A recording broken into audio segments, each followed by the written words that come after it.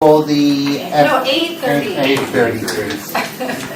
Jeez, that was a long presentation. Yeah. I thought they were on time. Sort of right for this again. No Yeah. joke.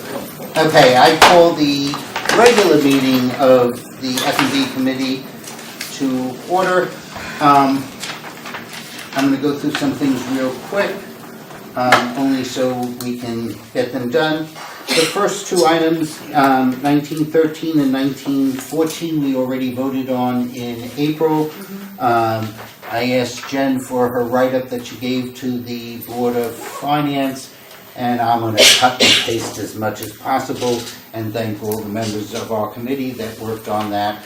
Those are the closing of the dormant accounts. Thank you very much. Next. Wait, why are you going through that? Because this is the stuff that's on our agenda, sort of, because we don't have certain things. So I'm changing the order. Is there any objection to me changing the order of our meeting? Seeing none, I'm going to proceed. Doesn't say none. Ox Ridge. We might as well vote on Ox Ridge. Are there any additional questions for Ox Ridge? Can I have a motion? Stacy, second by Taylor. You don't mind if I made you number two? I'm okay to vote if my kids are going to that school, that's all good, I don't have to abstain or anything. Not at all. Okay. Only if you were going to vote no. Seeing no, is there any discussion? We will do the same write-up. I do want to go through very quickly some numbers that I went over with Kip this afternoon. In our prior presentation, Kip mentioned about the building costs being about $465. In the presentation here, it shows that it's actually higher. But I took the 465, multiplied it times 90,000 square feet, which was the number that we had approximately at that time. I came up to about 42 million. I decided to throw a 10 and 15% contingency onto that because there's a lot of unknowns what it costs to build while you have another school there, phasing whether or not the testing hasn't been done to find out if there's any environmental concerns, and I end up someplace between 46 to $48 million. Then I went back to the Public Works garage, and not that there's any bearing whatsoever between new construction and that, but I saw the construction cost was 76% and soft costs, which could include that we're putting in new furniture and equipment for all the schools and taking the good stuff out and moving it all over the place, any of the other stuff. So the construction cost was 76%, page 29 of that report, and 24% was soft cost. When I divided that number by the 76 to find out what the range would be, just for down and dirty, at a 10% contingency at 465 times 90,000 square feet, I end up with about $62 million and about $64 million at a 15% contingency using the same parameters of the Public Works garage.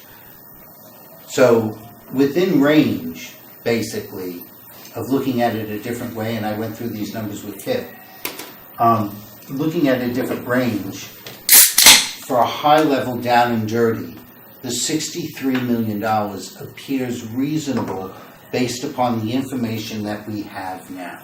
So I just wanted to share that we're not just taking this, but I actually went through some numbers, covered it with Kip this afternoon, and he said, great other way to look at it. So, now and that number is probably the number that will allow, at the end of the project, somebody to say the project came in time and below budget.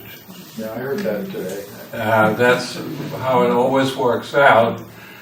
So what I'm saying is it seems to be comfortable enough so that this comment can happen at the end of the project. I think what you don't want to have is a situation where you're underestimated and now you have to go back to ask for more money, and then it's a contentious issue and you're in the middle of some phase of construction. I would agree. I would agree. I think that the conversations that had would be, with the guarantee that the committee, the building committee is coming back to both the Board of Selectmen, the Board of Finance, and the RTM with the Public Works Garage methodology before they are really going out with this, I think is important. And you either got to trust that they're going to do that or you don't. And these are our fellow citizens who are working very hard and accomplished a tremendous amount in the short period that they've been operational. Remember, they just formed the committee in January. And just say, good, high level, you're going to come back. We're not even going to get certain state information until December. So they'll continue to move forward in doing the right things. I'm going to say it here since I'm not cut off in this. One of the big issues, if you recall, from going to the tours of the schools is that the difference between my kids all went to Oxridge to now, is that a classroom is 900 square feet. Our current classrooms are not 900 square feet. So when we've done some reconstruction in Henley and reconfigured classrooms, we made them into the standard for what this, when they changed the front end of Henley, they made it into what the standard classroom size has to be now. So, okay. Hey, I was ask real quick, and Stacy, you probably followed this more closely than I have. Are you comfortable with the attention that's being paid to ELP and the sizes and the processes? And Yeah, they've done a lot of thought. They've done a lot of thought into ELP and making sure there's flexibility and between the school and what they're planning on doing. They've done a nice job. So, and current enrollment is just over 100, they said? 110, 111 right now. But we grow 2 at a time. And Yes. it's slated for 150? Yeah, within the highest peak year. And for those of you who don't know, we grow 2 at a time because the way the model is laid out, the program has special needs students and typically developing students, and every time they admit a special needs student, they also admit a typical, so the population grows faster than normal. And you almost have a typical before you have when your needs student is coming in because it's on their 3rd birthday, so you're going out for typically developing before you end up with the other one, because you're front-ended so that we're never in violation. So equipment, services, common spaces, bathrooms, all that's doors involved and everything's good. Yeah, and we currently have 8 ELP classrooms, 2 at Oxridge, 2 at Tokenique, 4 at Royal. Right. And that's where that is. But yes, they have office space considered, meeting space, space for the speech and language, space for the OT and PT, and yes, common space is also in there. And it's all consistent with educational specs, and that's the thing. Yep. It's not that we're coming up with our own thing. The state says, you have an ELP classroom, this is the size it has to be. Yeah. And so we comply with And that. they made the kindergarten classes, because the ELP classes actually have to be bigger than the kindergarten class or first grade or something like that. But they made sure that between the kindergarten and ELP classes, there was plenty of classrooms that meet the space requirements so that there's some flexibility. Okay, because we have 8 now, but they're planning on having 10? Mm-hmm. Yes. Okay. And based upon the growth glide path, that's very consistent. Okay. So we're ready to vote on this? Yep. All those in favor? It's unanimous. Okay, now we'll move to the next thing on the agenda. We are joined by the Park and Rec Committee and a former RTM member who may or may not want to remember that that's where she was at one time. And so Jen is here from the DAF to discuss the running track. So I'll let Jen go away, and this is a joint meeting, so the way we operate. The Park and Rec Board. Be my guest. Hi, thank you for having me. Jennifer Montanaro, the Dairy Athletic Foundation. Here to kind of give an overview of what it is that we're proposing to do with both the Darien High School property crossing over into the Diller property. It's basically a cross-country or a walking path. I'm sure we've heard the stories about a lot of these, you're seeing a lot of students at the high school when they're partaking into cross-country. They're out in the streets, they're running about, they're crossing major roads. So about 4 years ago, the track coach and some of the parents of the athletes on the cross-country path approached the Darien Athletic Foundation and said, what can you do to help cross-country? How do we get these kids off the streets? And it's funny because this was probably one of the first projects that came to us years ago, and it seemed as if everything else was sort of bumped up in front of this, probably because it affects more than just the high school property. It affects the town-owned property, the Diller property as well. So we knew it was going to take a little bit more effort and probably a little bit more oversight in terms of how we can really manage the property of the high school to best suit the needs of the cross-country folks. So we quickly hired Ty & Bond, an architectural firm that we've used for all the projects at the high school. And we've walked that path, I would say, probably no less than 20 times, just walking around trees. We've walked it with the coaches, etc., just trying to figure out the best usage of the land, how to maximize the property, how to maximize a course, if we can actually do a course there. Early on, what we try to do is get an understanding from the Planning and Zoning Department, Jeremy Ginsburg's department, about, is this something that's even feasible? And when we brought this to Rich Jacobson about 4 years ago, and I just went up there and I said, Rich, let me just talk to you a little bit about, this is what we're thinking. I don't even know if it can be done. It's a concept. Well, oh my gosh, he got so excited because he thought it was a great use of space. He talked to me about the high school property. He knew the area surrounding the property and just thought, this is already existing, a lot of this area. It'd be a terrific use of space. And if you could somehow manage the Diller property and extend it into that, he said a lot of thought and planning goes into designing cross-country paths. So we heeded a lot of his advice. I had no idea he was so passionate about cross-country. He explained, how to even design a course and how it gets wide and it goes narrow and it gives the home field, team an advantage because they know the course. But he was really excited about the use of the space, and he was a big help in helping us go through the steps and making sure we're asking all the right questions of the architectural firm, because it's not something you want to start and then have to backtrack over. We quickly then met with some of the other bodies in town, like Jamie Stevenson's office, Parks and Rec, and just sort of floated the idea out there, is this something that can be done? And it just seemed like having the history of the Diller property, knowing we've now owned this for quite some time, so many different ideas have been floated about what could be put there. Just recently, we even talked about, could we add 2 more tennis courts there? We spoke with the tennis coaches at the high school, and it just wasn't feasible. So, knowing that there are some wetlands there, and working with Ty & Bond and having them hire and bring in their environmental scientists, they were able to put together a path that, best used that space, that wouldn't displace water courses and wouldn't disrupt a lot of the flora and fauna there and the wetlands. So here we are, 4 years plus later after we brought this original gift forward, or the concept forward, and it's been a tremendous, I think it's sort of like bringing all these different town bodies together to sort of make this a real community focus and a community effort. And it's a public-private partnership. It crosses over a lot of a lot of boundaries in terms of it's really a community effort because it is the public and the private. So the course would go around the perimeter of the high school. It would connect through the Diller property. We've met with EPC already. We've met with Planning and Zoning. They've approved everything. We just heard from Jamie Stevenson upstairs. The Board of Selectmen have approved the gifts. The next step is hopefully to come and talk to these subcommittees about it in hopes of having a formal vote with the RTM on June 10th and then presenting it to the Board of Education the following evening on June 11th, fingers crossed, and hopefully they'll accept the gift.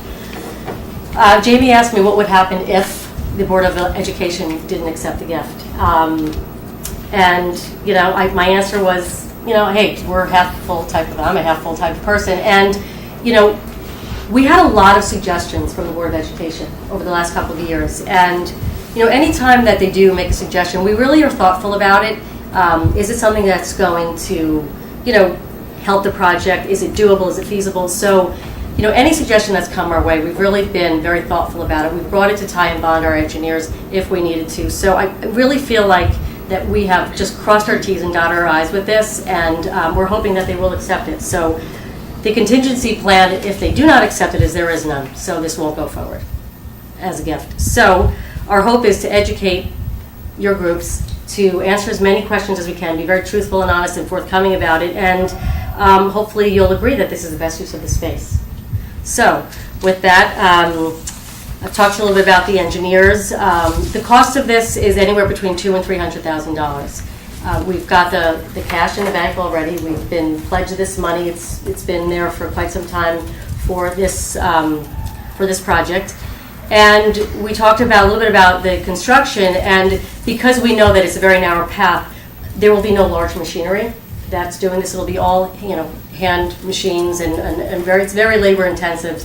But you know, that's what we had planned on from the beginning, and don't see there to be a problem with that. Lou Giswaldi, who is now on our board at the Darien Athletic Foundation, he's supervised and oversaw all of our projects that we've done at the high school, and he will also be on hand. And as we do with all of our other projects, we have weekly meetings with all the people that are, you know, need to be kept in the loop. So whether it be the superintendent, whether it be the head of the Parks and Rec, or Jeremy, we have weekly meetings to kind of update everyone about what's going on, the progress of this, and make any changes that need to be made, et cetera. So everybody seems to be very well informed, and it's worked out really well for the course of our project so far at the high school. Jen, if I might interrupt just to get a clarification.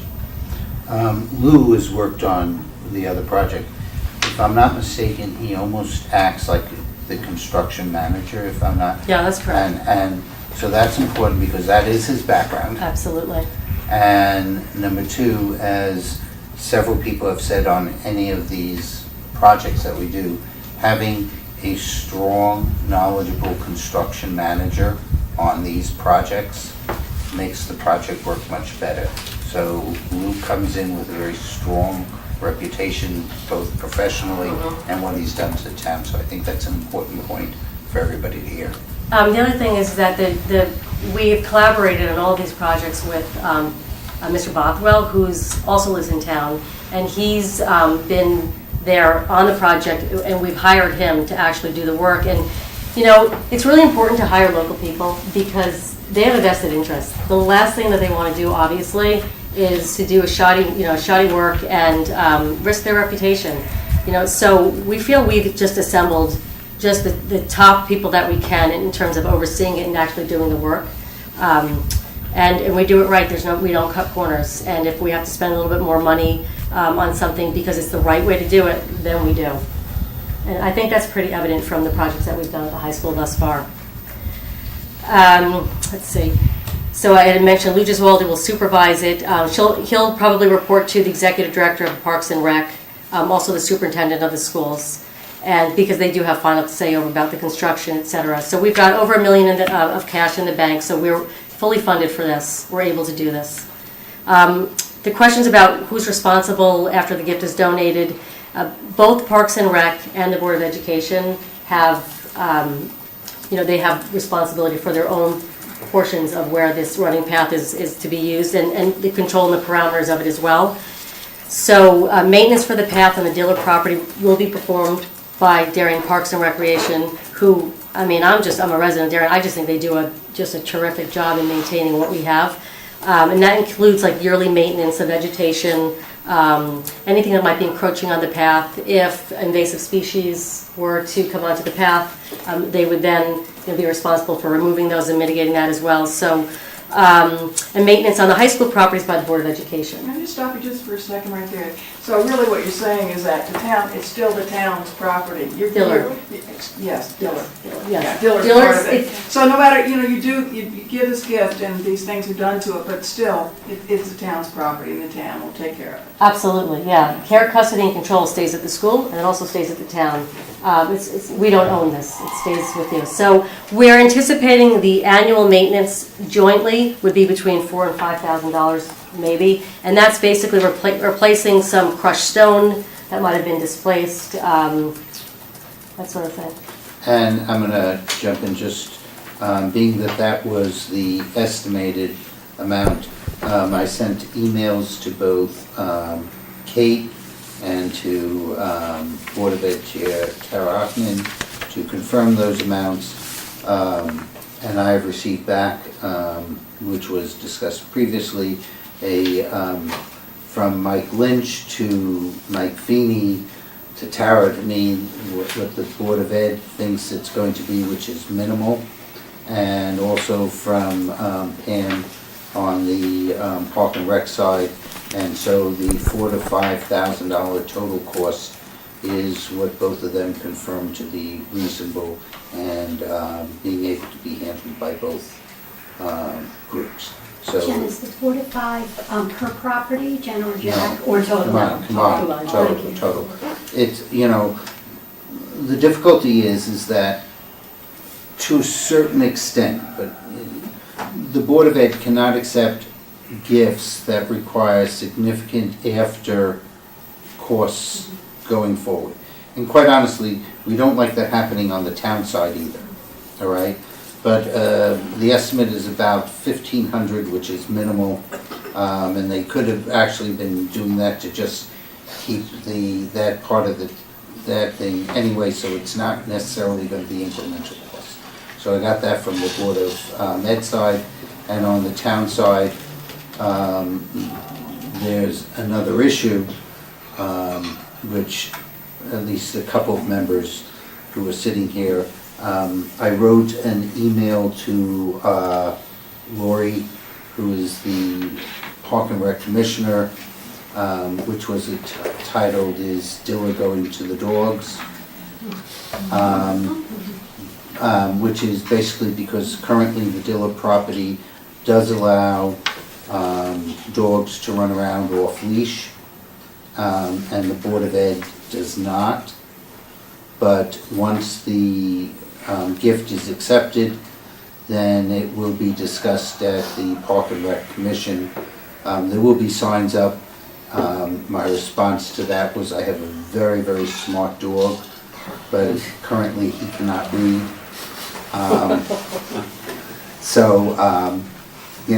But that's something that will be worked out between Park and Rec and the Board of Ed subsequently, but they're not going to deal with it until later. I think it's important to also note, Jack, is that during the day, the path will be closed. The path on the section of the high school will be closed to pedestrians, just as it is right now. You can't just walk over there and use the track, etc. However, the path within the Diller property can be accessed to the public during the day. And to that end, you're building parking There's spaces. 6 parking spots, yes. And you're putting the boardwalk in to give us a loop for walking. Correct. Within Diller. Within Diller, yes. So is there a part of the track that can be used only by the students and another part that is shared by students and the public? How does it work in practice? So in theory, what would happen is when there is a cross-country meet at the high school, the Diller property, which is part of the larger loop, would be closed off to the public. And you should know that they anticipate having 1 to 1.5 meets a year. So I don't know what a half meet is, but 1 meet per year where that would be closed off. And then the school would be responsible for staffing that and making sure that the students who are crossing over the entrances into the school area or the loop are manned properly for the student safety, etc. So that's probably the only time that it would be off limits during a meet. That's for the Diller property. But for the track that is on high school terrain, how does that work? When the school is not in session, ultimately I should say it's up to the Board of Education to establish their particular rules, but it is my understanding that the path is closed on all regular school days and when summer school is in session, and aside from that the loop can be accessed on weekends and when school is not in session.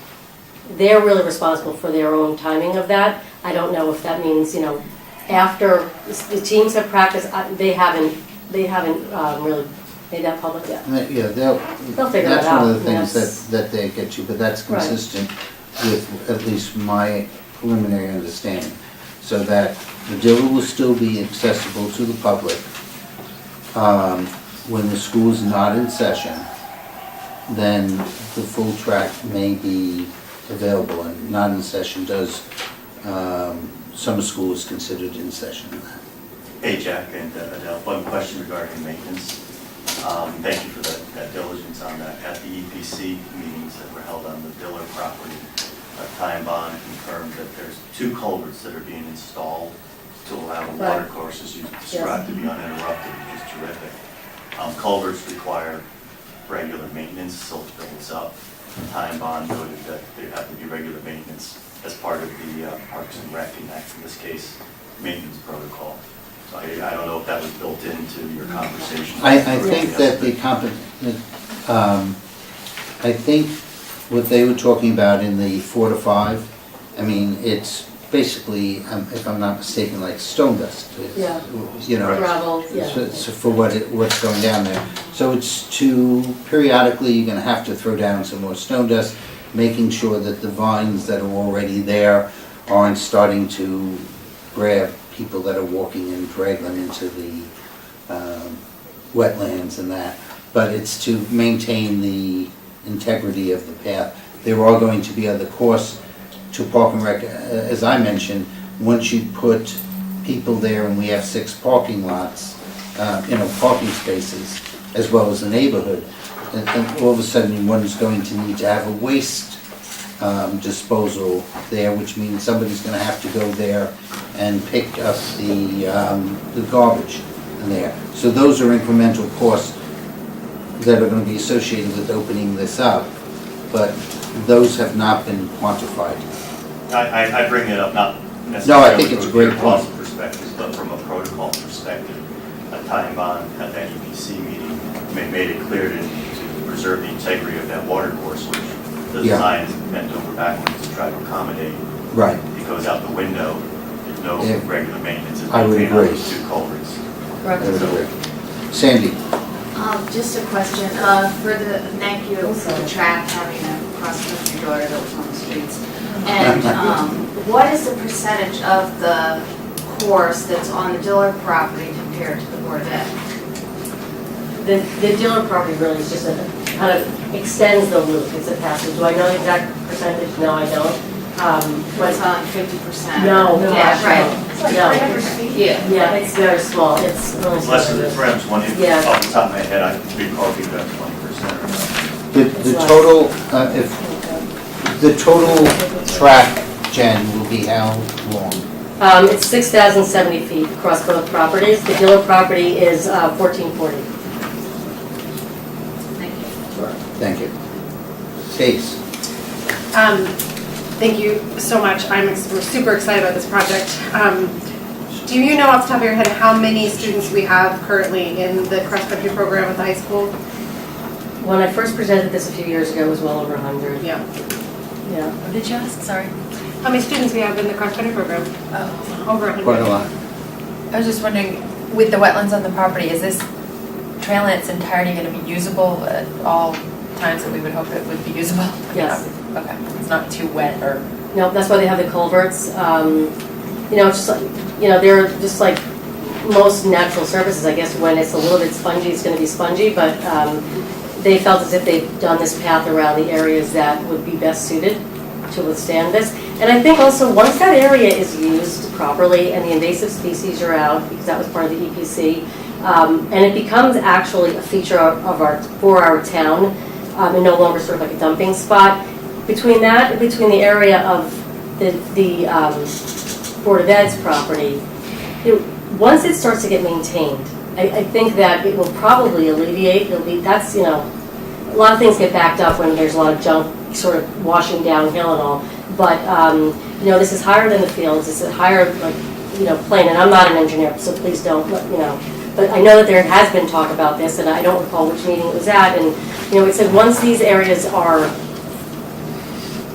built, are maintained, I think it will probably alleviate a lot of the stuff that's that's sort of been tossed in there and washing away with the waters.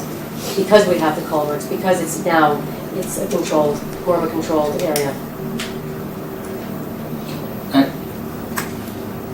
I hate to ask this question. I know that because it's going to another one, I know that the trail at Highland Farms will be ADR compliant. ADA, oh, ADA compliant, sure, sure. Thank you. Is this going to be that? Well, somebody asked that at our last meeting when Joe Canis was there, and I believe his response was, it will be as ADA compliant as an outdoor walking, natural walking path can be.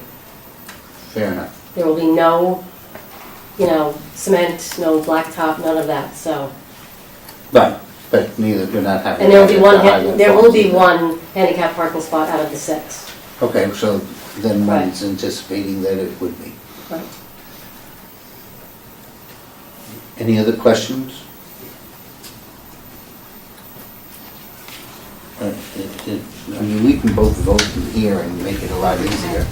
But I hope I've been able to answer and sort of paint the picture. I feel like this has been kicked around for so long, and I don't know who knows what, and I didn't want to be redundant, for a lot of you, waste your time, but, Susan Cameron, I think, said it best several meetings ago during, I think it was EPC, I don't know, I believe it was EPC, one of the few we had there. And, she had files and files about the Dillon property when the town purchased this so long ago.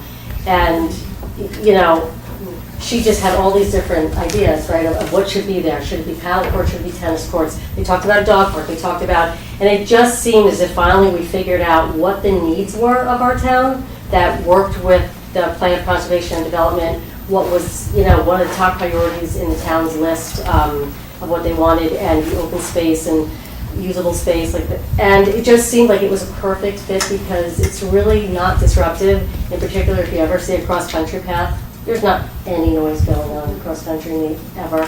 They don't cheer, really. Everybody's just trying to conserve their energy breathe. So, it's so passive.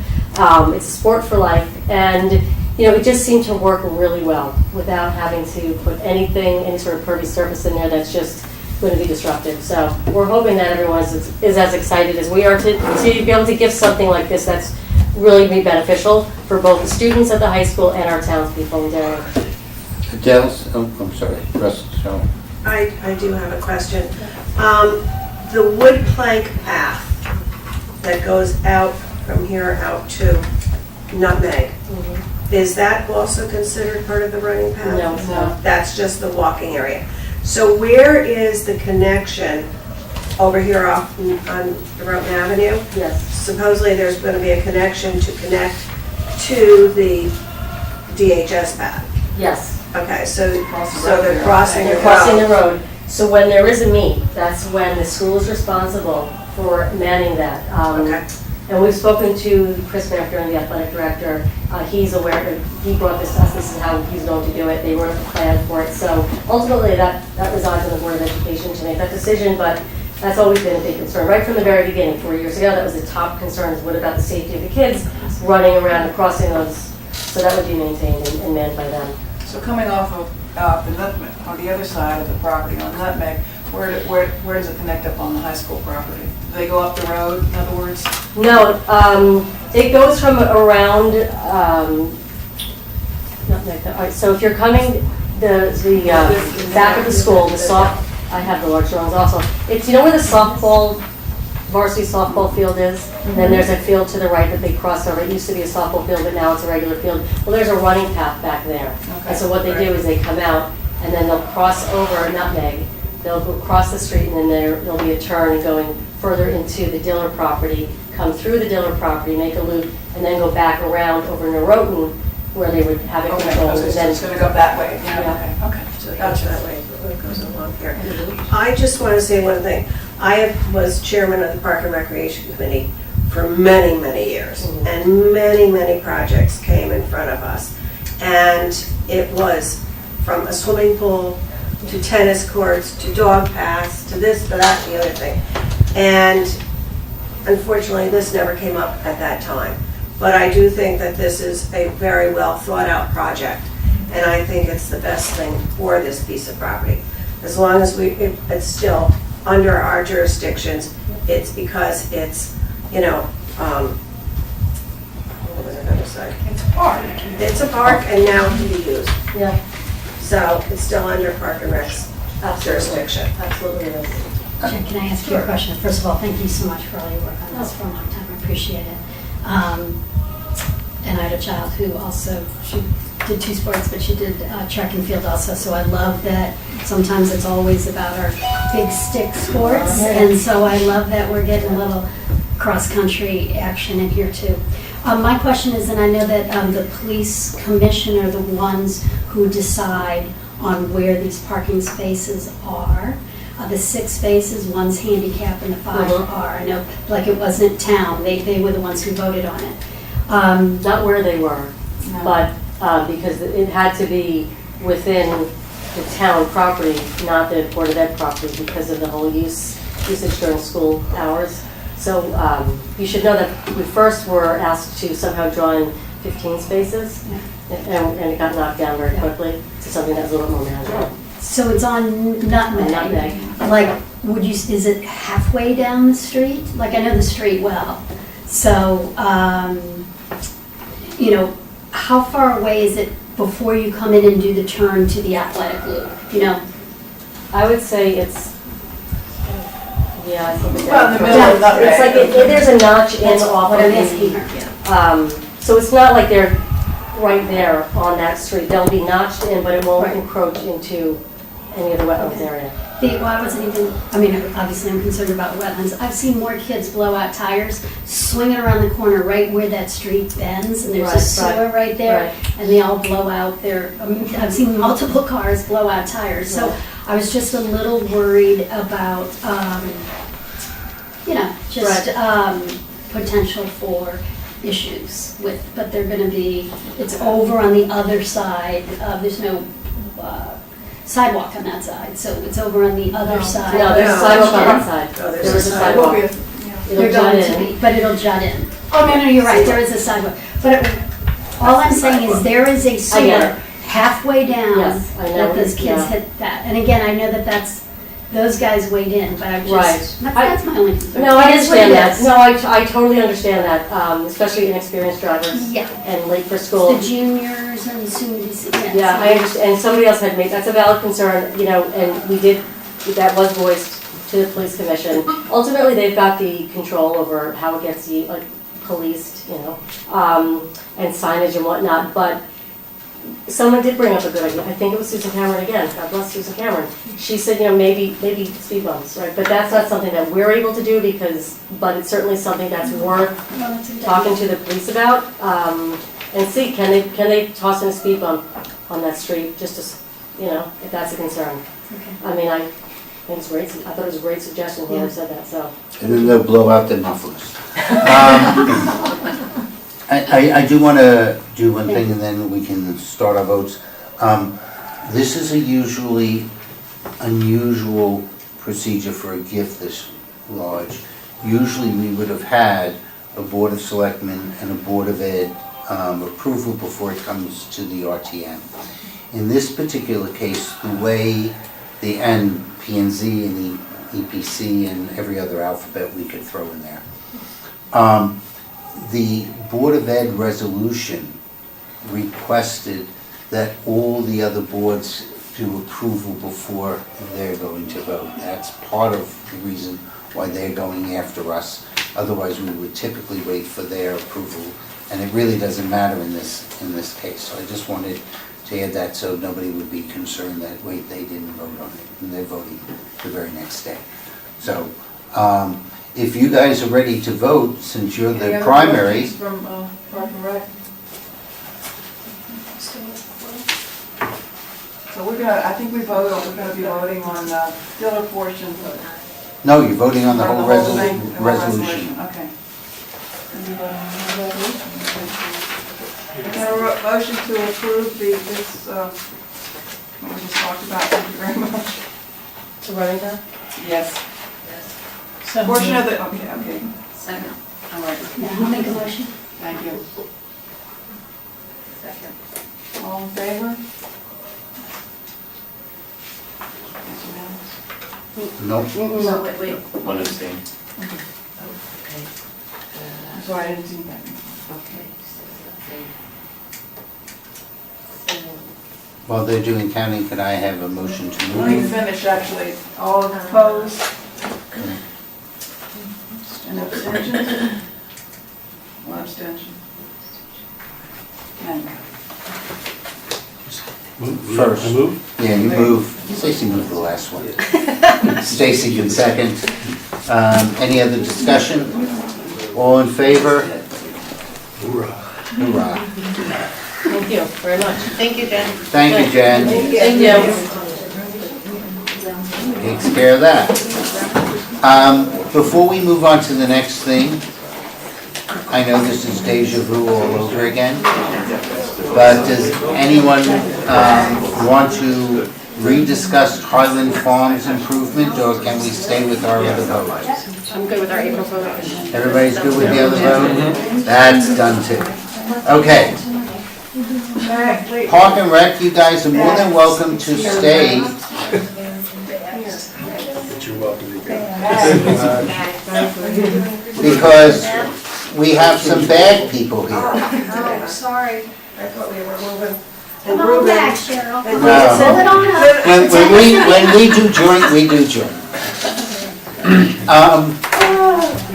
Are you guys assigned to this? no, we're not gonna vote, I don't think. Okay. Unless we decide we want to vote. We could, F&B, I have no intention for, just at least instructions to our committee, I have no intention to vote on the ordinance tonight. We could though, because first of all, we're not assigned. We could report on it, but if we would be reporting on it, it would only be on the conversation that the Board of Selectmen wanted minimal or cost neutral to the town. And in conversation with Kate, other than the simple startup costs, similar to what we did with the Blighton ordinance that we're gonna need to print up if it's passed, letterhead, do some training, have some, tickets to give out, make some other minor changes. There would be some startup costs, probably less than $10,000, and ongoing costs would not be significant, with only one exception, and that's whether or not there's a legal challenge. So, and that would change, so if we want to vote on saying that there's minimal costs and consistent, we could do that. Other than that, we're not going to vote. So I'll let the committee decide if you want to make a minimal cost statement. With that, the Monica and Frank Show. Hi, everyone. Thank you for your time. I'm Monica McNally. I'm chair of the Public Works Committee. That's primary on the plastic bag issue. And Frank is TGS&A, and Mac Patrick is Public Health and Safety, and they're secondary.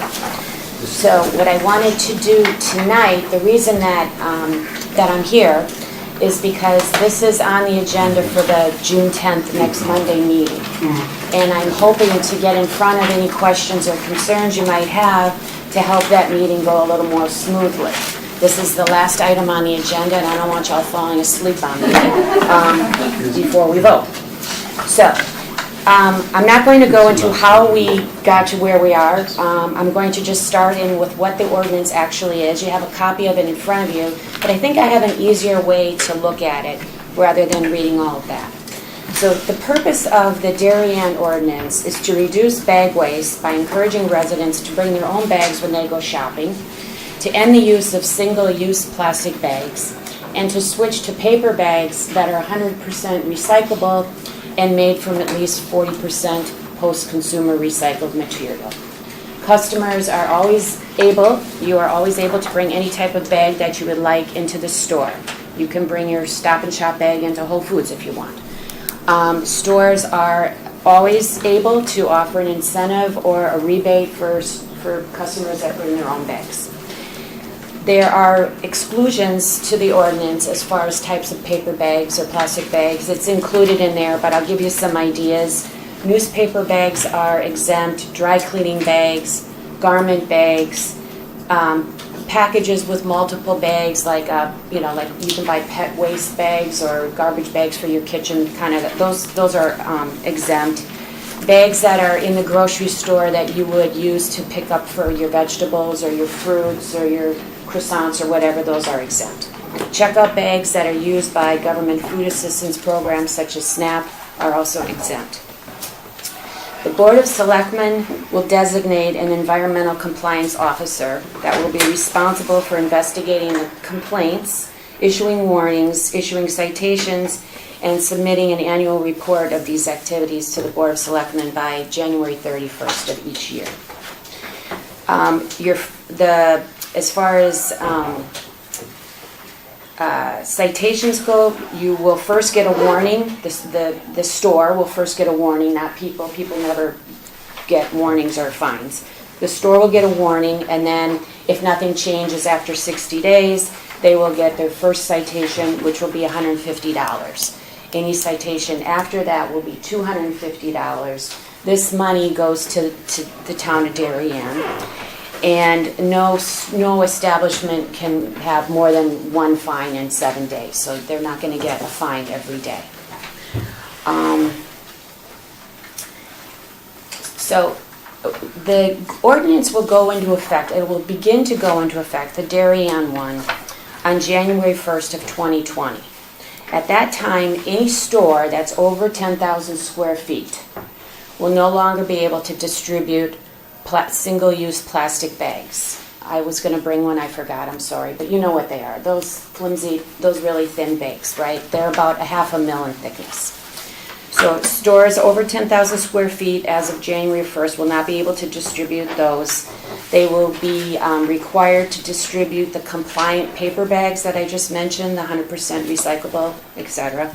They will be required to charge a 10 cents environmental fee per paper bag, because remember, they're not offering plastic bags anymore. So they will be required to charge 10 cents for an environmental fee for the paper bag. Who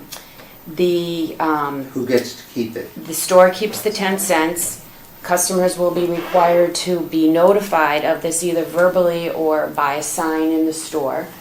And it will be indicated on the receipt the total number of bags provided and the total fee collected. And if a store offers a reusable bag, those are those bags that you can buy in the store, usually around $1. Those bags will be required to be 12 mil in thickness or more. As of January 1st of 2021, so a full year later, stores that are under 10,000 square feet will no longer be able to be offering out plastic bags. They will be required to offer out the compliant paper bags. They will not be required to charge the 10 cents. Okay? So the smaller stores get an extra year to use up their inventory, and they are not required to charge the 10 cents. This change in the ordinance draft from 2 point whatever this is to the one before that was approved by the Chamber of Commerce. They are in favor of this change. Okay, so now let's talk about what's going on in Hartford. Exciting things. So as you heard from Jamie, the budget, I got a note from Terry Wood today. I'll read it to you. Details on the state budget of fiscal year 2021 was released yesterday, included as a 10 cents charge for single-use plastic bags at point of sale that accrues to the general fund. Okay, so it doesn't go to the store; it goes to the government. The purpose is to incentivize people to reuse bags and decrease the use of plastic. The charge on plastic bags will run for 2 years, and then plastic bags will be banned. So that's the governor's proposal. And So it's a tax. It's a tax. Okay, so it won't be, you won't be taxed on the tax, right? So there's no 6% on that 10 cents charge. Pardon me for interrupting, but have you gotten a ruling from, as we discussed before, this is a conversation we had before, so. Yes, it's taxable. So the 10-cent charge is taxable Yes. for the environmental fee? Yeah. Okay. Okay, so that's the governor's budget, that includes that, and that's a tax. Wait a minute, I'm not quite fine. You're Taxable for talking environmental. about the paper bags? Yes, The charge for the 10 cents to Yes. purchase a paper bag, which is how I'm assuming the State Department of Revenue is treating it, is a purchase of a paper bag for 10 cents, and therefore is a taxable event. Subject to sales tax. Yes. Sales tax. yes, Okay. yes, So it's 10 cents plus 6%. So it's really an 11-cent charge. right. 10.6. Yeah. That's not happening. 11 in stores cents, that's under not checked. 10,000 square feet Right, for a year. right. And the other question with that, and I should have asked this earlier, but I just thought about it when you were talking. Is it 10,000 retail square feet or 10,000 total store square feet? Total store square feet. So what I looked at was also what's going on the Senate level. And compared, so the Senate has a bill on the calendar, in which will be voted on between now and Wednesday. Tomorrow? Yeah. And, yes, it's remarkably similar to Darienne's. There are like 247 ordinances around the United States. They're all a little bit different. Crazy, but the Connecticut state one, the Senate one, and ours are very similar. The requirements are going to be the same on the paper bag. They're going to require the 40% post-consumer recyclable material, 100% recyclable. On the 12 mil thickness of any reusable bags that you purchase or that you are offered, that's the same. The fine's a little bit different. On the Senate bill, the fine will be kept by half by the state and half by the municipality. And instead of the first fine being $150, it'll be $250 and then $250 after that. So that's a little bit of a difference. The citations will be issued either by the municipality or by the Department of Consumer Protection or the Department of Energy and Environmental Protection. The effective date is, I saw this in the last few days, and they have now pushed it back to 2 years. So it lines up with ours, okay? Very close. And I just saw today a very contentious issue in our ordinance is that we're charging 10 cents.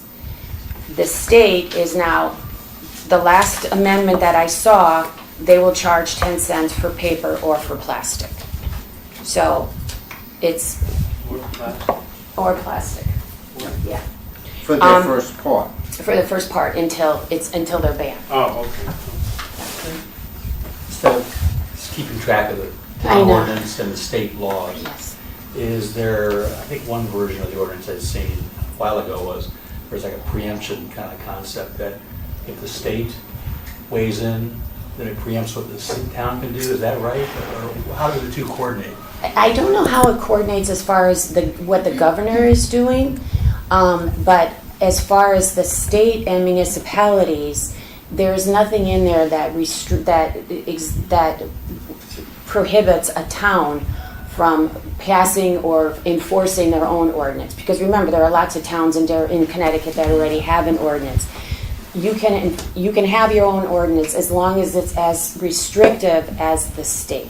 So, You can be more restrictive, you can't be less. Right. That's the distinction. But we're so I'm essentially trying to get an pushing idea if it's cumulative. So is there a 10-cent state Right. charge and a 10-cent town charge? Yes. So it's 20 cents for... Pushing for No. equal taxation. No. But No, it you wouldn't can't- be, no. It's the more But restrictive. the town It's can't more charge restrictive. 5 cents when the government says, state government No, says no, it has to be 10 cents. I'm sorry. Let's make sure we're talking. Yeah.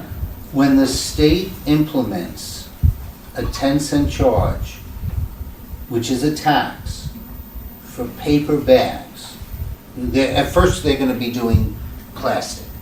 We're not allowing plastic, so that tax will not be affecting our town. Well, we're allowing plastic for a couple of years. Okay, so during that time, if somebody's doing it, when the state goes in, they will be charging a 10-cent tax. Let's just deal with paper for when we're at the tail end. So they will be charging a 10-cent tax for the paper bag. Our ordinance adds another 10 cents for an environmental fee, which we can get into the legal opinion on that later. So that it would be a total of 20 cents for that bag. Okay. I cannot definitively say that because I honestly just saw about an hour ago the amendment for charging the 10 cents on paper and plastic. As of a couple of days ago, the state was not had no charge. Didn't charge for paper or plastic. That just changed. It matters what committee you were looking at. Okay, I was looking at the wrong one. One of the things that I thought was going on here is when the environmental committee passed the bag ban, which kudos to the Public Works Committee and to TGS&A and Public Health and Safety, we were really lockstep to where the state was, which is a lot of good work by those committees. But the environmental may not be able to implement a tax. When I went to the Finance and Budget Committee, and I'm probably using the wrong name, but the Appropriations Committee, and looked at what their additions were in the bill, there was a 10-cent charge or 10-cent tax on bags and plastic. Also increasing the bottle collection, expanding that, and a couple other things. But that was one of the things that was coming out of the Appropriations and Finance Committee.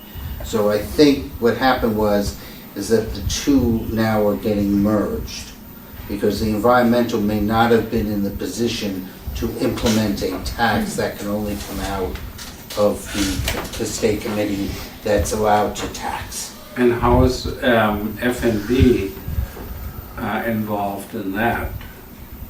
Are we supposed to approve a fee because of the impact on the budget? That gets into, I think Monica should complete her conversation, because that gets into what has some of us who are in favor of banning bags uncomfortable with a certain aspect of this ordinance. But I want Monica to complete her presentation before we get into the legal opinion of our town council. Okay. But to your point, Bart, that 10 cents won't be coming to us. It won't, it goes to the store. So it won't be part of the town budget. The 10 cents that we require the store to Okay, so charge. then I have one question. Why do we do all of this now when we could be waiting for the state government to come up with whatever they're coming up with? You know what? And we do something that fits.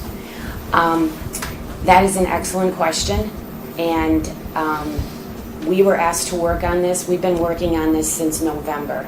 So it just happens to be that coincidentally, the June 10th meeting is coming up, but we should know. I will be able to tell you at that meeting what is going on a state level. But what I can tell you right now is we're number 6 on the rules agenda for June 10th. And so I want everyone to be up to speed on what we have, because that's all I can control. I can't control what's going on at the state. And nothing is passed at the state yet. So, but Martha, you had a question. Yeah, I just had a question on stores under 10,000 square feet. What was the genesis of eliminating the 10% charge? They were very opposed to it. They did not want to charge it. And they can charge a 10 cents fee if they want, but they were, we finally got the Chamber of Commerce's support for the ordinance when we included that carve out for the smaller stores. And those, those stores are really not our audience. They're not big users of, when you go to the bird place for bird food, you're not walking out with 12 bags, so. Well, and the whole thing is that the state is fluid, but if the state would mandate a 10% charge on 10 paper, cent. 10-cent charge on paper bags, without distinguishing on size, we would probably be as stringent or as restrictive as they would have to come up to that level. Yeah.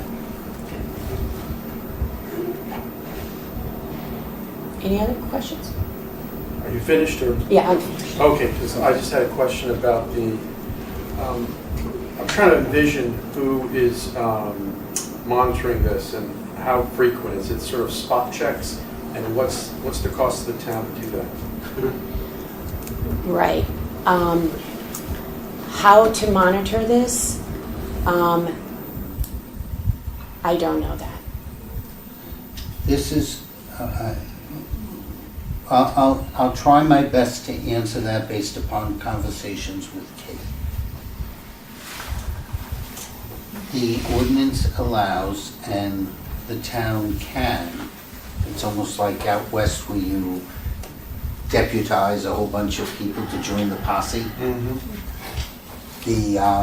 We're gonna have a bag posse, which means towns are able to enable volunteers to enforce certain aspects of this ordinance.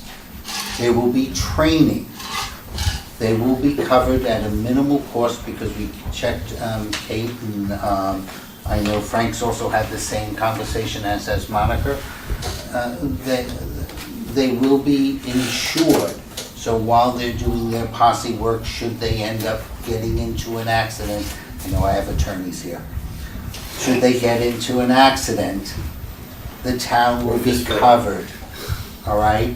And it's a minimal cost to us. These were questions not only raised with conversations that I've had, but also by the other committees that were working on it. They were very thorough in what they were doing. Here's the problem. And Mike, you can join in anytime you want being an attorney. Fine. Towns in the state of Connecticut are not allowed to impose taxes on anything other than property. This is, by town legal opinion,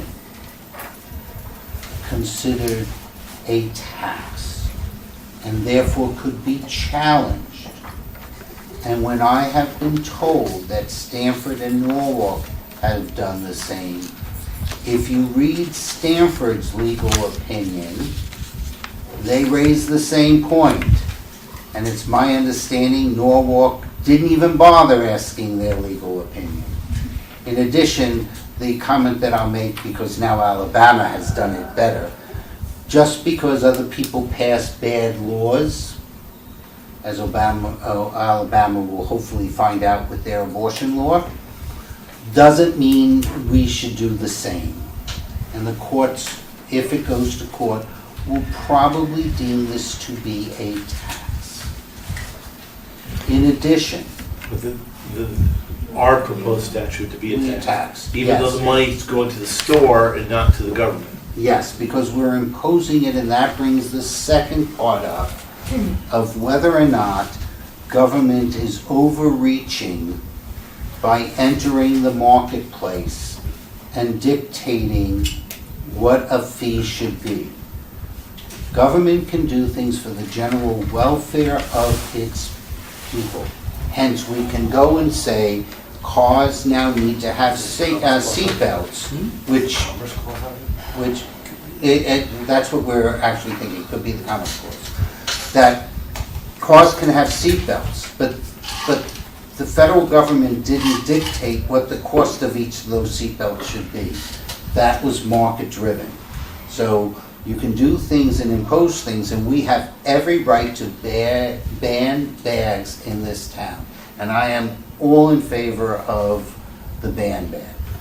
When this went to Greenwich, and Frank has better knowledge of this than I do, they had I believe initially a 25-cent fee. And Yes. by the time they got done, they banned the bags, but there's no fee. So if we went and an amendment came and said that it was at the option of the merchant of whether or not they're charging the 10 cent, because that's the incremental cost versus paper versus plastic, then that would make our ordinance copacetic with the various challenges that might occur. The plastics industry is starting to fight back. And right now they're doing it by lobbying. And the comment that was made in the newspaper that they're going to go after Stanford and Norwalk because they're bigger than us is an uneducated comment, because they will take every ordinance that has a fee and the courts will just join them all together. And so that's where I think that my concern is, and it's one that I've expressed before, I am totally in favor of banning the bags. I would like the 10-cent fee to be optional so that we're avoiding a potential legal cost for this, which, in my opinion, we will lose. Well, that's your private opinion. No, that's the Well, you know, town attorney's opinion. Can I jump in for a second? We had a meeting on January or April 24th, and Wayne Fox came and he spoke for, I think, 55 minutes, so I hardly recommend you to watch the video. He did say that it's the responsibility of the town council to make his client, the town, aware of potential issues that could arise from the adoption of the bag ordinance. He said specifically, municipalities are a body of the state of Connecticut. As such, they can only act as allowed by state statute. There's currently no state statute which specifically allows towns and municipalities to impose a bag fee on its citizenry. The bag fee could be interpreted as a de facto tax, whereby a widespread allegation that the bag fee is a tax de facto makes it a tax. Given that such a tax is not yet codified by state statute, it could result in expensive litigation. So again, I'm not going to put words in Wayne's mouth. I strongly suggest that you watch the video, and I'm sure he will be at the meeting on Monday, and I'm sure this question will come up and he'll be prepared to answer it for you. I also want to add something else because it happened in Stanford. Kathy Emmett, who is the town attorney, or the city attorney for Stanford, her legal department on an ordinance, on a legal matter, advised the city reps not to vote down, not to vote in favor of a resolution. And she was very specific on the reasons why. The city reps voted for that resolution anyway. The city reps are now being sued by a group that was affected by that resolution. Kathy Emmett, because she advised her clients, the city reps, not to vote that way, has removed herself and told the city reps they have to find outside attorneys to represent them. I would assume a similar situation is that if in fact, and it's a question we can ask Wayne, but if in fact we move forward in this and Wayne's legal opinion is recommending we do not, or potentially do not, Wayne would not be in a position to defend us. We would have to find another counsel to defend us. I mean, that's just some of the complications that can occur. Which was one of the exceptions you mentioned about the revenue neutral, the cost neutral to the town. You accepted the litigation exposure. With the exception of the litigation. What would be the anticipated change in the efficacy of the statute if we got rid of the 10-cent charge? Mandate for the 10-cent charge. That's what Greenwich did, they had no problem. But there is a 10-cent charge still coming from the state. But which that's the state a can- tax. No, I understand. It's a tax, and it still does what any tax should do. It changes behavior. So it's not like we're passing a ban ordinance that has no teeth. It will have teeth coming from the state, and we will have volunteers that will be deputized to enforce that. That's a very good point. That's the point. I mean, the 10 cents is to modify behavior. Without question, without that 10 cents, the behavior is not as modified as it is before. However, I will mention, not to just muddy the waters even more, but you did pass on that article. Yeah. So Taylor found an article. This is part of how the plastics industry is fighting back. But, You think this came from them? well, I'm sure that they had some influence. There was an NPR scientific study done in California to find out with the ban of plastic bags, the actual sale of plastic bags increased because all of us who use it to, being a general, not necessarily myself, I have paper bags. I mean the fabrics.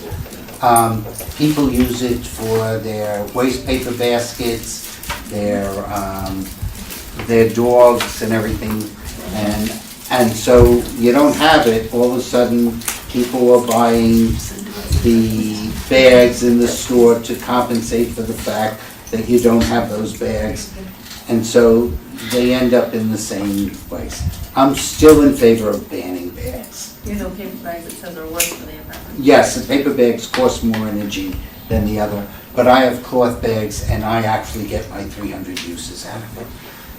Can you tell us how many towns, not in Connecticut, or as many towns as you could in our general area that have passed it? Weston, Greenwich, Norwalk, New Canaan, Stamford, Norwalk. I just said Norwalk, I think Branford, East Granby maybe. But not all have 10-cent charges. That's the point. Westport does not, Greenwich does not, I don't know who else. Well, Westport was instituted a long time ago. Yeah. I guess I have two questions. One, can you give us a little more color on how local businesses feel about this? I know I've read some angry letters to the editor. Right. But I know you said the Chamber of Commerce supports it, but was that a vote? Like, how did they come up with that? Did all the members? I don't know what the mechanics of that was, how that worked, but they were active in both town hearings, and they were active in sending letters in. So we had an RTM mailbox, and we received letters from them, and they were active in contacting the newspaper. And I think that's how people became aware that these stores buy $30,000 worth of bags at a time. And so to spin on a dime because we're passing an ordinance is not really easy. And so that is why we incorporated the extra year to use up all of their plastic and all of their paper bags, hoping that will, and they're of course, they've been notified that this is coming. And you're representing GFNA, right? You're speaking on behalf I'm of representing Public Works, but yeah. Oh, Public Works, sorry.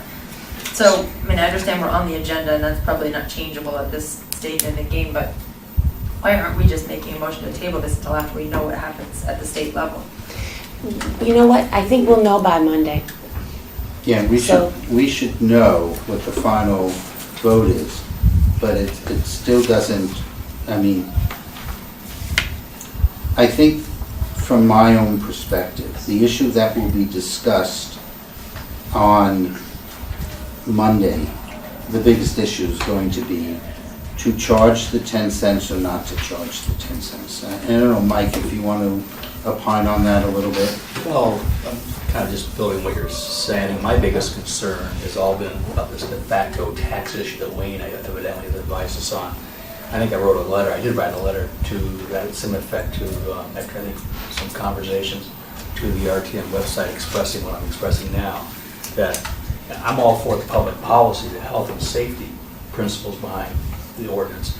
It's just that, to me, having this de facto tax issue, a vulnerability to the town, really for litigation costs, it'd be much more straightforward just to proceed with the ordinance, but just X out the tax, you know, the 10-cent fee. And I think what I'm hearing tonight also with this movement's going on in Hartford on their parallel path, it's another reason for me in thinking about this through is that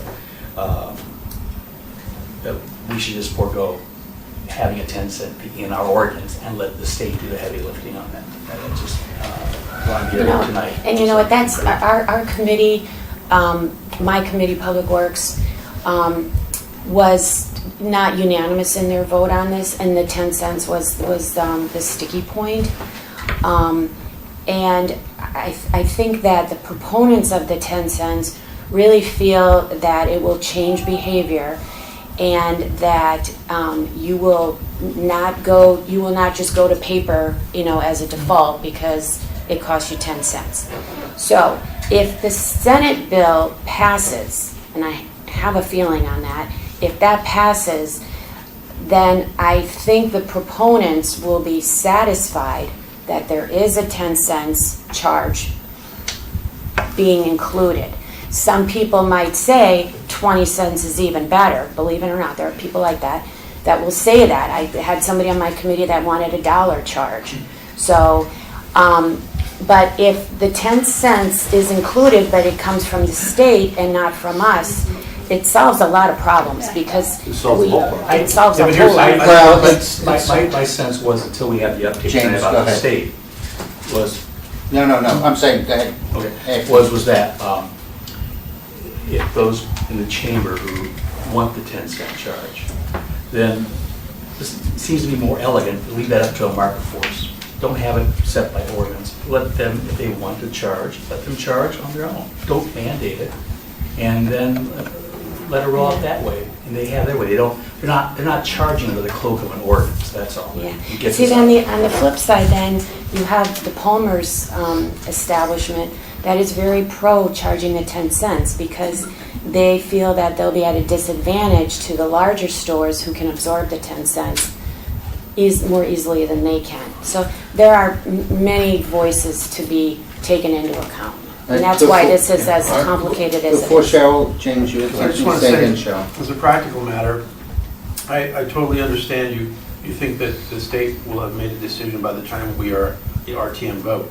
But as a practical matter, we've seen before where we are sitting here with something that's written in such a way that we have a choice of up or down, and some of us would just want to have no 10-cent charge but vote up on this. So I think we really got to think about that before we get to the RTM.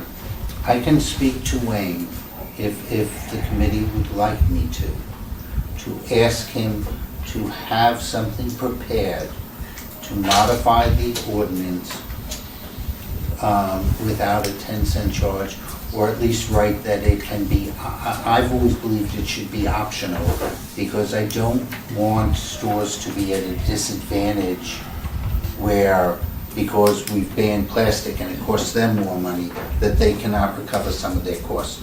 So if we have it as being optional, it eliminates that. Right, and that's your opinion, that's my opinion, but in terms of getting it to the RTM, we have to let the RTM vote on this. We have to have the flexibility at the RTM. Yes. To. That's what I want. I want Wayne to have something So then it would be an amendment from the floor. Yes, I want him to have the But Wayne would amendment. still have. Yeah, that's been discussed. Right, yes, That will so be- that at least he's prepared and we're not figuring out how to word it and make a long meeting longer. But remember, we don't have to offer stores the ability to charge the 10 cents. That's a fair statement. That is there. So I can ask them to do it both ways.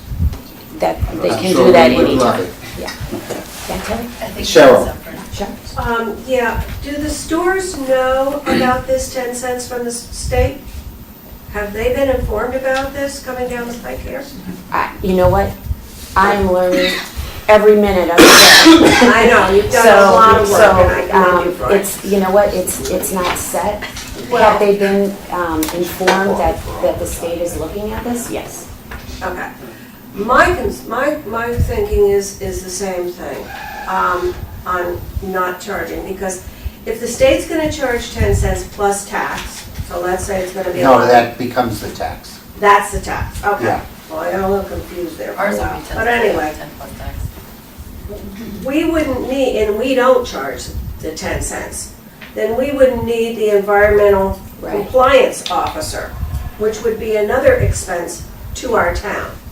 So, No, we would still need it, because the way the state statute is written is, if the town, and it's not gonna be it's gonna be minor expense, I mean, it's gonna be less than $1,000, from what I'm understanding. So it's really minor after we do the initial printup. If one of the state agencies finds a violation, state keeps all the money. If we find the violation, once the state lowers in on their fee, like everything else the state does, they take their nickel out of it. but if we No, charge it's- the no. 10 cents, No. if we charge the 10 cents, we need the environmental compliance officer. Correct. If we don't charge the 10 cents, do we need the compliance officer? Because the stores are going to have, most likely have a line item on their taxes or whatever, that they collected 10 cents per bag, and maybe over the course of a year, they have $2,000. And they have to give that $2,000 to the state, correct? Monthly. Okay, Can I read this to you? I'm very confused with this. Okay, this is under violations, etc. The provisions of, this is from the Senate bill, okay?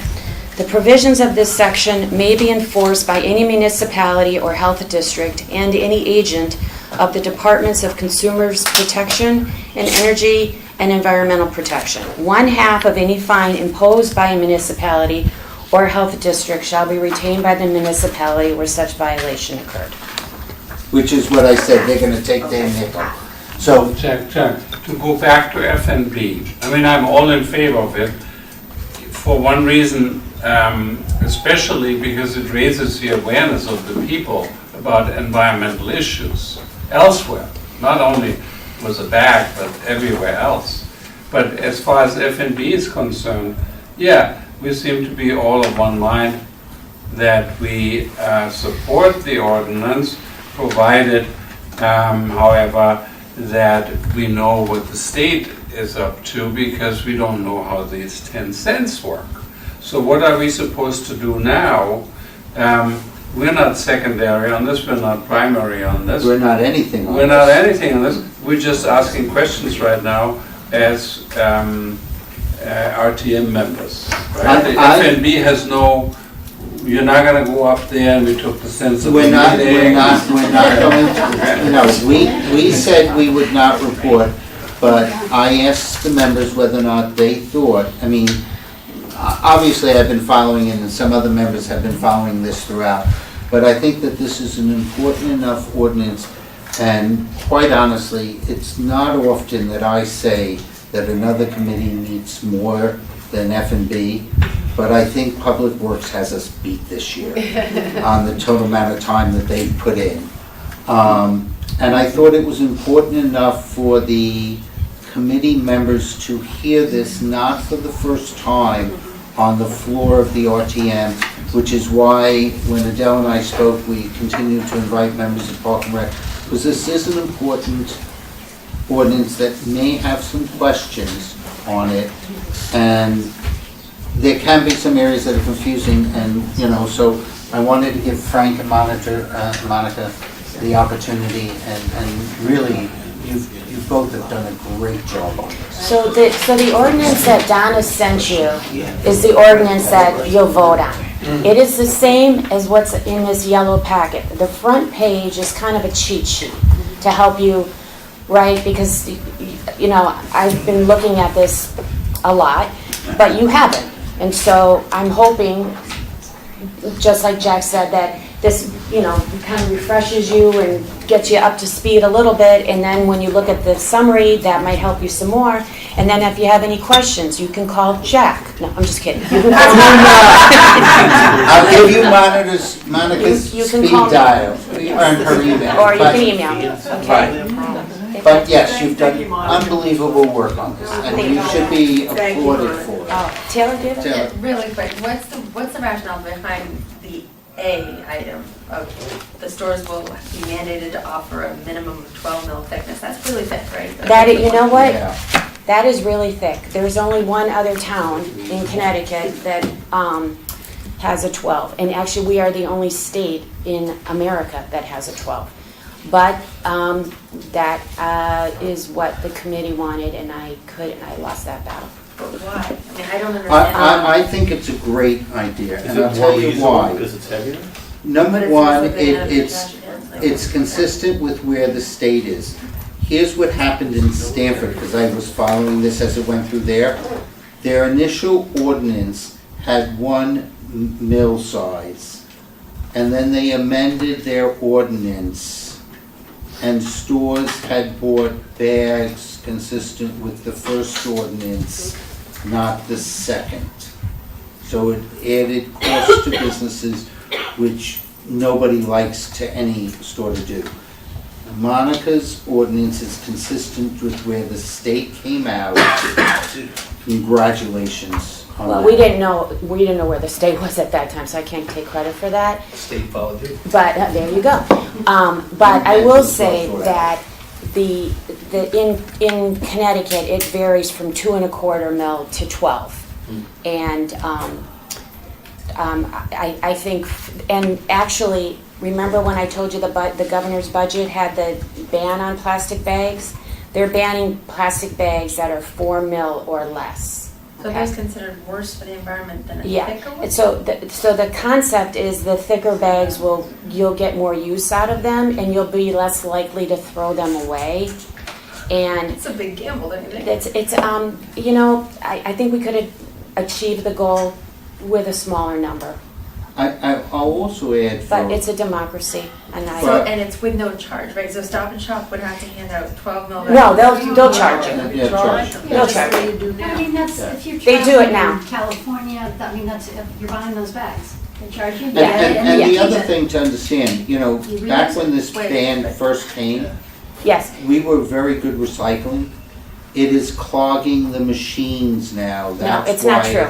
It's not clogging our machines, because our machines are super duper retrofitted. But that's what we're being told, so we can't put Well, it you know what, in. you can talk to Ed, because our machines are working To the bottom of almost that. 24 hours a I will day. tell you, I use a farming service that That's not allows me as to big a pay. Yeah, what the problem is, really, is that the plastic bags are considered contaminated. They're not recyclable. And so when they do get into a machine that's not super duper like ours, they do gum up the machine. But ours, we have this giant vacuum kind of thing. We suck them out, we're in good shape. City Carting is doing a good job for us. So They it's really the are. industrial process issue as opposed to anything else? Yes, and so that's what the plastic bag industry is actually working towards, which is a very good concept, and that is, instead of worrying about the end result, let's get our recycling up to speed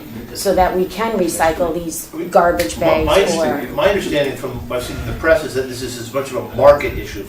There's a healthy, robust market for recyclable fibers for paper, and that's why whether it be newspapers or shopping bags or the plastic bags from the supermarket, those get, there's this robust market for that product as opposed to No, the there's bags. not. No, it's actually the opposite, is that China is not, and I think I just read, was it Vietnam? They're not taking our garbage anymore because they're very strict on this contamination thing, and a contamination thing, it's not like, there are bugs in there.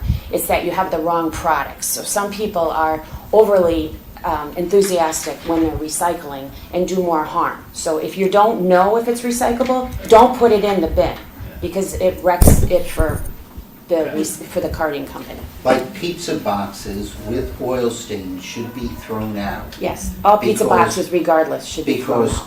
cardboard is not affected by what's going on in the Asian markets. That's a US recycling issue. And so even when I watch the single stream where people are throwing their boxes in with the rest of the garbage, people should really take those cardboard boxes and put it into the cardboard box bin. Well, you should never recycle pizza. But It's not pizza recyclable. should never be recycled. Can I say thank you very much? Much. I'd like to adjourn the park. Yeah, I. Thank you so much for your time. Thank you. Thank We're adjourned? Are we adjourned? We got a We're absolutely. minutes, Jackie. Oh, wait, one more thing. We'll reopen. Omnibus motion? Yeah, for the minutes, do we have a motion to do the minutes? Stacy, we'll get you again. Thank you, Second. Okay, They were good James, minutes. all in favor? Aye. Aye, Thank okay, you. good, now we adjourn. They were good minutes. Thank you, Jack.